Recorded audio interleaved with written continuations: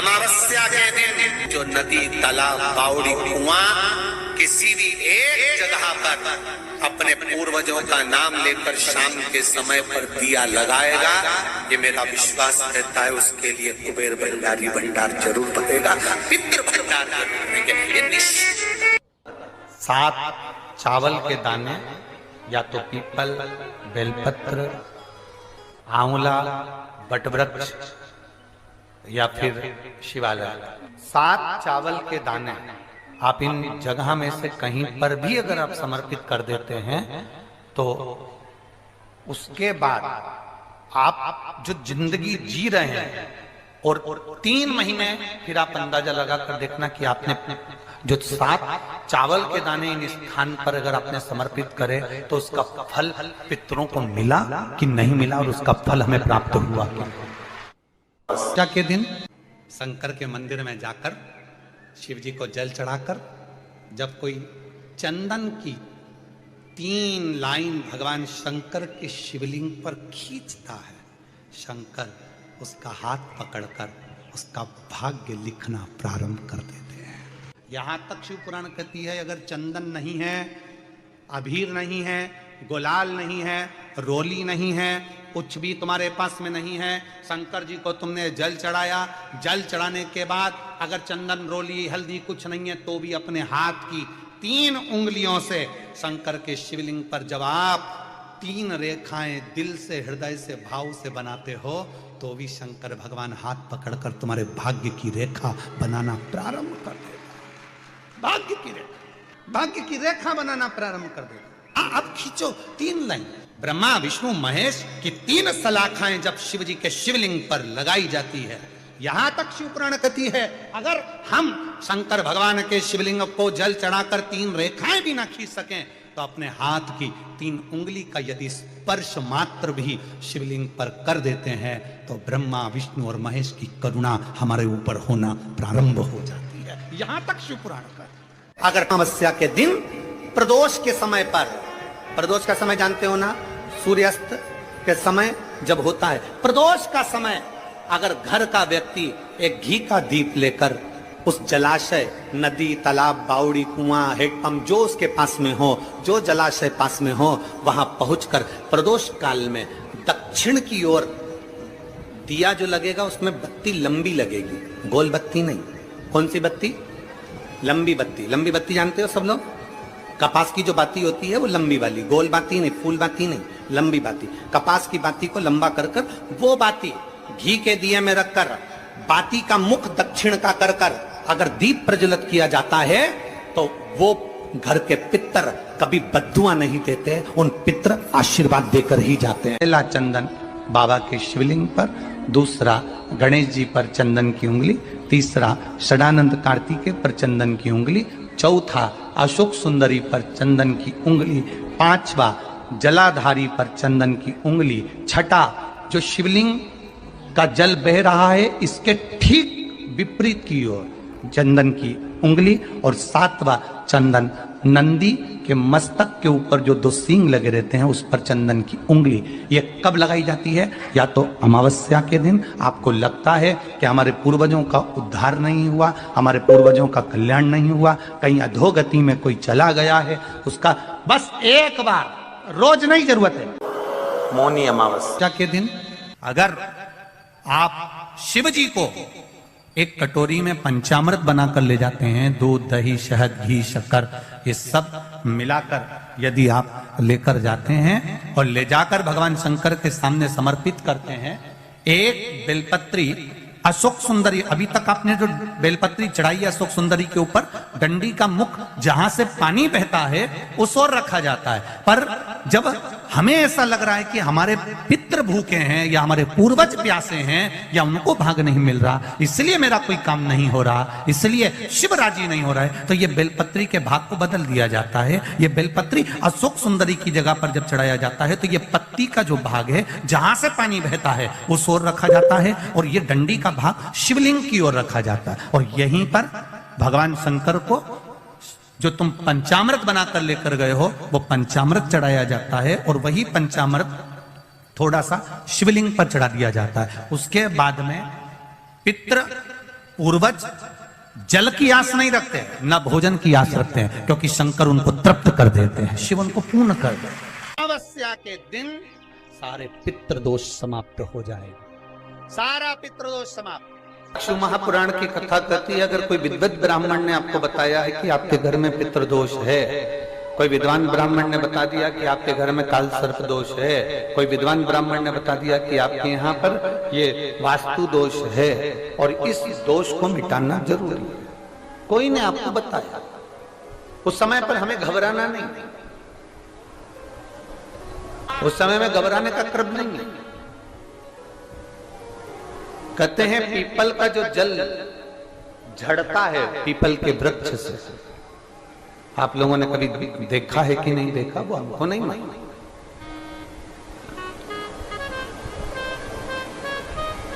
कितना भी अगर कोई वास्तु दोष बता दिया, पितृदोष बता दिया, काल सर्प दोष बता दिया, कितना भी अगर कोई दोष बता दे, तो पीपल का जो जल वृक्ष में से झड़ता है, कभी कभी आप उसके नीचे हाथ रखकर देखना, थाली रखकर देखना, उसमें पत्थर पर देखना, तो वहां पर भी पानी के निशान आपको मिलेंगे, बूंद के निशान मिलेंगे।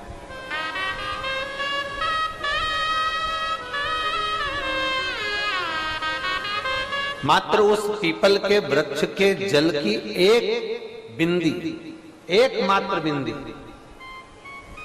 शंकर भगवान का जो शिवलिंग है, जलाधारी है, चरण है, गणेश कार्तिकेय का स्थान है, अशोक सुंदरी का स्थान है, और प्रत्येक जलाधारी में से पानी बीच में से आकर नीचे की ओर गिरता, नीचे की ओर गिरता।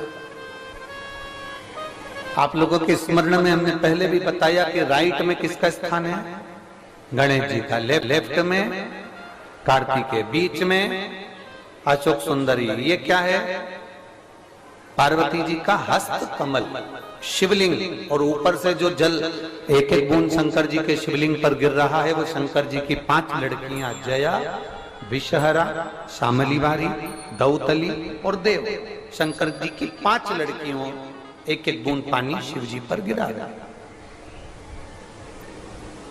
जहां जल नीचे गिरता है उस स्थान से जहां तक जल बहकर जा रहा है, उस स्थान तक 33 कोटि देवताओं का स्थान, 33 कोटि देवताओं का स्थान। अब जहां पानी आया, जहां नीचे गिरा, उसके बीच में जो स्थान होता है, आप लोगों ने देखा है कि नहीं देखा, जिनने देखा है जरा हाथ उठाओ। ये पानी जैसे यहां तक आया और यहां के बाद नीचे गिरेगा, तब वो नाली के माध्यम से बाहर जाएगा, तो जितनी दूर यहां से वो नीचे की ओर जो गिर रहा है, यहां से वो नीचे की ओर जो पानी जा रहा है, ये जो स्थान होता है, ये हमारे 3 दोषों को निवारण तुरंत कर देता है। एक हमारा पितृदोष, एक हमारा काल सर्प दोष और एक हमारा वास्तु दोष का निवारण ये तुरंत करता है। और ये तो हमने केवल आपको शिव महापुराण के माध्यम से बताया कि ये 3 दोष का निवारण कर देता है, पर यदि कभी आप ध्यान से लिंग पुराण को पढ़ेंगे, आप यदि लिंग पुराण को पढ़ेंगे और गीता प्रेस गोरखपुर की लिंग पुराण को लाकर यदि आप पढ़ते हैं, या गीता प्रेस गोरखपुर की शिव अंक को भी आप अगर पढ़ेंगे, उसका नंबर हमारे स्मरण में नहीं आ रहा है, शिव अंक को भी अगर आप पढ़ेंगे तो उसमें भी आपको वर्णन मिलेगा कि हम तो केवल 3 दोष का बता रहे हैं, पर हमारे शास्त्र तो यहाँ पर और भी दोषों का वर्णन कर रहे हैं। जैसे किसी ने बता दिया आपको शनि का दोष है, किसी ने बता दिया मंगल का दोष है, किसी ने बता दिया आपको केतु का दोष है, किसी ने बता दिया आपको राहु का दोष है, किसी ने आपको कह दिया कि बृहस्पति का दोष है, किसी ने कह दिया आपको ये वाला दोष है। दुनिया के जितने दोष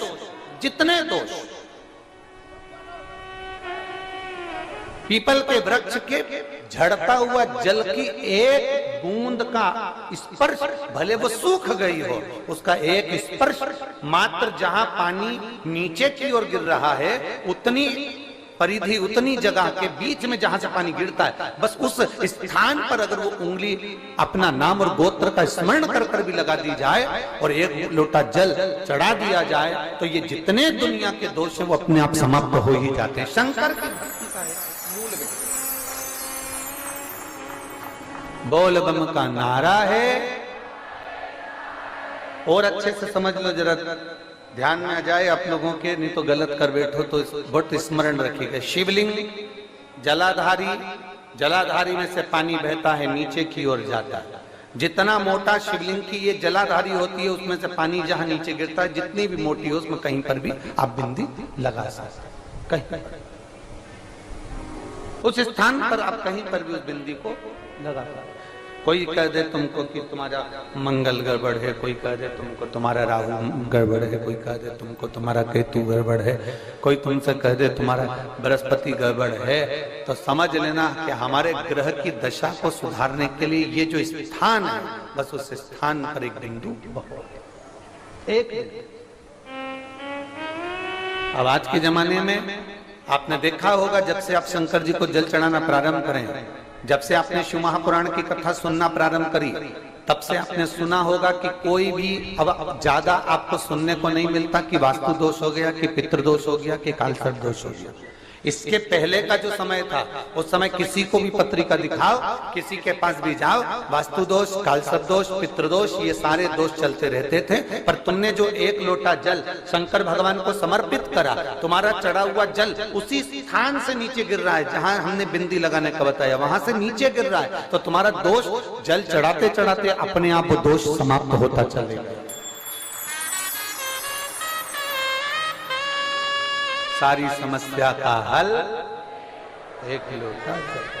आप जो भगवान शंकर को समर्पित कर रहे हैं, आप भगवान शिव को जो दे रहे हैं, उसमें एक मूलता का भाव प्रकट हो गया। अपने जिनके यहाँ पितृदोष होता है, कालसर्प दोष होता है, वास्तु दोष होता है, उनको ज्यादा कुछ नहीं करना होना। महाराज एक बेल का फल लीजिए। क्या लेना है? बेल का फल, बेलपत्री का जो फल होता है उसको ले लो। उसके अंदर का जो गुर्दा होता है, अंदर का जो भाग होता है, उसको निकाल लीजिए और उस बेल के फल में आटा सेक कर उसमें शक्कर मिलाकर उसको उसके अंदर भर लीजिए। अमावस्या के दिन सुबह 10 बजे से पहले उस बेल फल में, जिसमें तुमने पंजेरी भरी है, आटा सेक कर भरा है शक्कर के साथ में, उसको अपने घर में घुमाने के बाद में जिसको कालसर्प दोष बताया है, पितृदोष बताया है या वास्तु दोष का स्मरण बताया है, घर में सब दूर घुमाकर अपने परिवार का हाथ का स्पर्श कराकर पीपल के पेड़ के नीचे तक खड्डा खोदकर उस बेलपत्र के उस फल को दाब दीजिए। उस फल को उसमें दबा दीजिए। महाराज केवल एक अमावस्या करना रहता है, पितरों के दोष से मुक्ति मिलती है और हमारे घर के कार्य सफल होना प्रारंभ हो जाते हैं। कार्य की सफलता होती है, कार्य में सफलता प्राप्त होने लगती है। हम तो घर में यदि क्लेश उत्पन्न हो जाता है, का धन, आपकी प्रॉपर्टी, आपकी जमीन, आपका प्लाट, आपका दुकान, आपका पैसा, यदि किसी ने कब्जा कर लिया और छोड़ नहीं रहा, प्रत्येक अमावस्या के दिन पीपल के वृक्ष के नीचे जाकर 2 दीप लगाइए घी के। दोनों दीप के सामने एक हल्दी का चावल, एक कुंकू का चावल का दाना रख दीजिए और स्वधा स्वधा स्वधा स्वधा 3 बार कह दो और स्मरण करो, हे हमारे कुलदेव, पितृदेव, शिवदेव, महादेव, कृपा कर कर जमीन है, मेरा जो धन है, मेरी जो प्रॉपर्टी है, मेरा पैसा लोगों ने हथिया लिया, देते नहीं। गोत्र बोलकर स्मरण कर कर बाबा मेरा धन मुझे वापिस ला कर दो। अमावस्या पर करो, फिर अगली अमावस्या करो, ऐसे 2-4 अमावस्या करोगे। जिसने ले रखा है वो खुद सोचेगा कि मुझे क्या हुआ, कि मुझे देना है, उसका पैसा चुकाना है, धन रखेगा नहीं। अगर किसी व्यक्ति के जीवन में खो गया, कर्जे में डूब गया, कर्जा बहुत हो गया, पैसा चले गया, गाड़ी चली गई, मकान चले गया, सब गिरवे रखा गया, सब कुछ समाप्त हो गया, उसको प्रत्येक प्रदोष को, प्रत्येक अमावस्या को घी का दीप किसी भी पेड़ के नीचे, ये 5 वृक्ष बताए हैं पितृभाव के, उन 5 वृक्ष में से कहीं पर भी बड़, पीपल, आंवला, शमी, बेलपत्र आदि 5 वृक्ष में से किसी भी वृक्ष के नीचे प्रज्वलित करे और कामना करे, उसका कर्जा चूकता ही है। आपको कोई ब्राह्मण देवता ने कहा कि आपके यहाँ पितृदोष है, तो आपको घबराना नहीं है कि महाराज जी मुझे क्या करना पड़ेगा, पितृदोष है। एक चावल का दाना घर में से लीजिए, हथेली पर रखिए, पानी का जो मटका होता है, हंडा होता है, पानी का जो मटका है, हंडा है, जहां पर रसोई घर में तुम पानी रखते हो, उस हंडे के पास में, मटके के पास में उस चावल के दाने को लेकर जाइए, अपने पितरों का स्मरण कर स्वधा स्वधा स्वधा स्वधा स्वधा 5 बार बोलकर शंकर भगवान के शिवलिंग पर, तुम्हारे घर में शिवलिंग हो तो घर में, और अगर मंदिर में शिवलिंग हो तो मंदिर में, उस चावल के दाने को चढ़ा दीजिए। कैसा भी पितृदोष होगा समाप्त हो। तपस्या के दिन वर दे गई कि आज की रात्रि तूने अपना दरवाजा खोलकर मेरे लिए रखा, दरवाजे पर दीप टिमटिमाया, दीप प्रज्वलित रहा, तूने मुझे मधु का भोग लगाया। आज का रात्रि पूरी पृथ्वी के लिए धन और वैभव की रात्रि रहेगी। तपस्या के दिन व्यक्ति जो भगवान शंकर को बेलपत्र जब समर्पित करता है और बीच की पत्ती पर चंदन लगाकर, मध्यस्थ जोड़ पर शहद लगाकर शिव को जब समर्पित करता है, तो उसका भाग्य कितना भी विपरीत चल रहा हो, उसकी किस्मत की रेखा कितनी भी विरोधी, कितनी भी विपरीत चल रही हो, वो अपने आप से मिल जाती है, अपने आप से। पहला चंदन बाबा के शिवलिंग पर, दूसरा गणेश जी पर चंदन की उंगली, तीसरा षडानंद कार्तिकेय पर चंदन की उंगली, चौथा अशोक सुंदरी पर चंदन की उंगली, पांचवा जलाधारी पर चंदन की उंगली, छठा जो शिवलिंग का जल बह रहा है इसके ठीक विपरीत की ओर चंदन की उंगली, और सातवां चंदन नंदी के मस्तक के ऊपर जो 2 सींग लगे रहते हैं उस पर चंदन की उंगली। ये कब लगाई जाती है? या तो अमावस्या के दिन आपको लगता है कि हमारे पूर्वजों का उद्धार नहीं हुआ,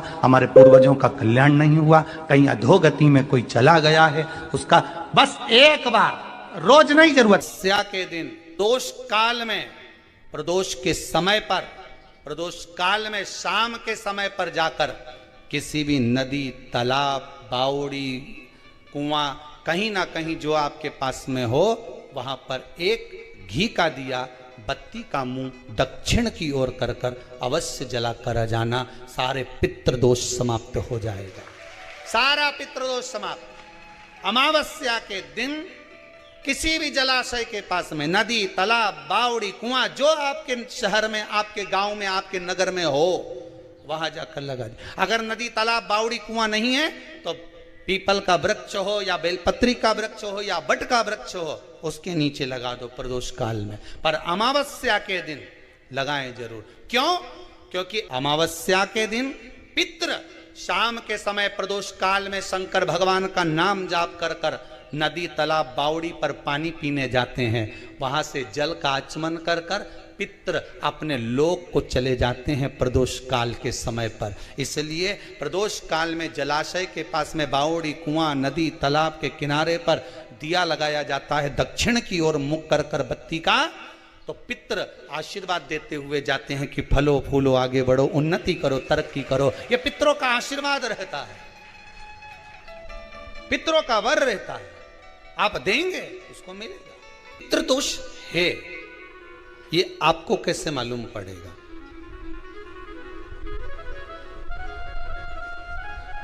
पितृ भूखे हैं, इसका तो वर्णन हमने पहले कर दिया कि रात्रि को जब आप सोने के बाद में 1-1.5 घंटे बाद अगर आपकी नींद खुल जाए, 1 घंटा 1.5 घंटा आप सो लिए, उसके बाद जो नींद खुली तो 1-1.5 घंटे तक अगर आपको नींद नहीं आ रही है, रात्रि को सोने के बाद में 1 घंटे बाद जब उठे तो आपको प्यास लग गई, भूख लगने लगी, प्यास लगने लगी कि मेरे को पानी पीना पड़ेगा, घबराहट हो रही, पानी पीना पड़ेगा। 1-1.5 घंटे सोने के बाद अचानक नींद खुले और आपको प्यास लगे, समझ लेना आपके पितृ भूखे हैं और प्यासे हैं, भूखे और प्यासे हैं, उनको जल की जरूरत है। किसी भी नदी में, सरोवर में, कुंड में, बावड़ी में, तालाब में, आप तीर्थ में जाकर जब स्नान करते हैं तो स्नान करने के बाद एक काम का नियम बना लो कि अपने हाथ की अंजलि में जल लेकर अपने पूर्वजों को देना।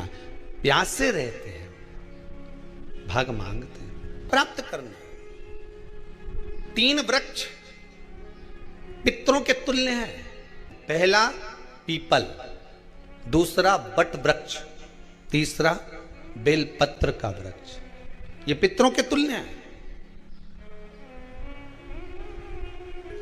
अगर आपको रात्रि में नींद नहीं आ रही है, ऐसा लगता है कि रात्रि को 1 घंटा 1.5 घंटा सोने के बाद कुछ गलत गलत विचार आने लगते हैं, नींद सुबह 3 बजे तक 4 बजे तक नहीं आती, 4 बजे के बाद फिर नींद आती है, तो एक प्रैक्टिकल जरूर कर कर देखना। एक प्रैक्टिकल करने में क्या जाता है, प्रयास करने में क्या कुछ जाता है क्या? प्रैक्टिकल कर कर देखना कि कहीं सियोर वाला महाराज झूठ तो नहीं बोल रहा है, तो प्रैक्टिकल करने में कुछ नहीं जाए।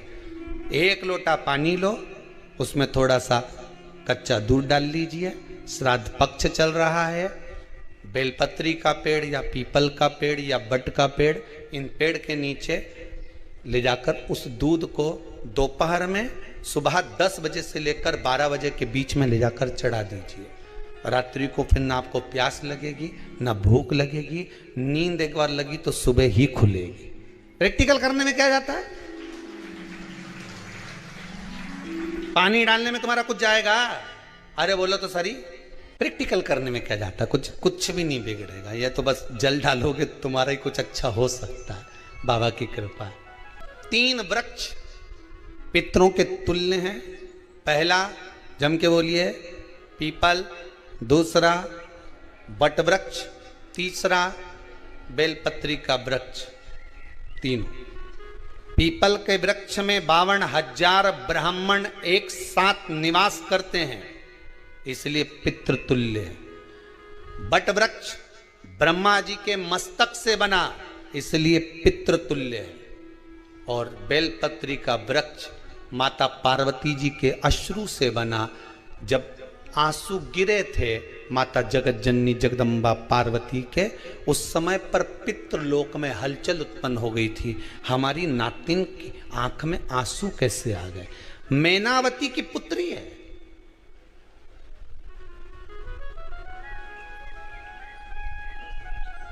पितरों की नातिन, इसकी अश्रु कैसे गिर गए? पार्वती जी ने कहा ये आंसू नहीं, मेरा पुण्य भाग प्रकट करती हूं बेलपत्री के रूप में। तो पितरों ने वर दिया था कि ये बेलपत्री का वृक्ष हमारा आशीर्वाद है, इसके नीचे अगर कोई दीप लगाता है, शिव को स्पर्श कर चढ़ाता है, उसके पितरों की शांति होगी। हम स्वयं उसको आशीर्वाद देने के लिए पधारेंगे। बेलपत्र का वृक्ष पितृतुल्य। तो रात्रि को अगर भूख लग रही है, प्यास लग रही है, तो पितृदोष है। दूसरा पितृदोष का लक्षण बताया, घर में कोई शुभ कार्य ना हो, वंश की वृद्धि ना हो। 1 रुपये कमाओ, 1.25 रुपये खर्च हो रहे हैं, पैसा 10 जगह से कमाई आ रही है पर घर में टिक नहीं पा रही है, आया गया, पितृदोष है। जरा सी कटोरी पड़ी है, उसके पीछे विवाद चालू हो जाए, पानी ढुल गया उसके पीछे विवाद हो जाए, या छोटी छोटी बात में घर में क्लेश मचा हुआ है, पितृदोष है। समझ लो हमारे पूर्वज हमसे खुश नहीं है, प्रसन्न नहीं। अमावस्या के दिन सारे पितृदोष समाप्त हो जाएगा, सारा पितृदोष समाप्त। जिनके यहाँ पितृदोष होता है, काल सर्प दोष होता है, वास्तु दोष होता है, उनको ज्यादा कुछ नहीं करना होना। महाराज एक बेल का फल लीजिए। क्या लेना है? बेल का फल, बेलपत्री का जो फल होता है उसको ले लो, उसके अंदर का जो गुर्दा होता है, अंदर का जो भाग होता है, उसको निकाल लीजिए और उस बेल के फल में आटा सेक कर उसमें शक्कर मिलाकर उसको उसके अंदर भर लीजिए। अमावस्या के दिन सुबह 10 बजे से पहले उस बेल फल में, जिसमें तुमने पंजेरी भरी है, आटा सेक कर भरा है शक्कर के साथ में, उसको अपने घर में घुमाने के बाद में जिसको काल सर्प दोष बताया है, पितृदोष बताया है या वास्तु दोष का स्मरण बताया है,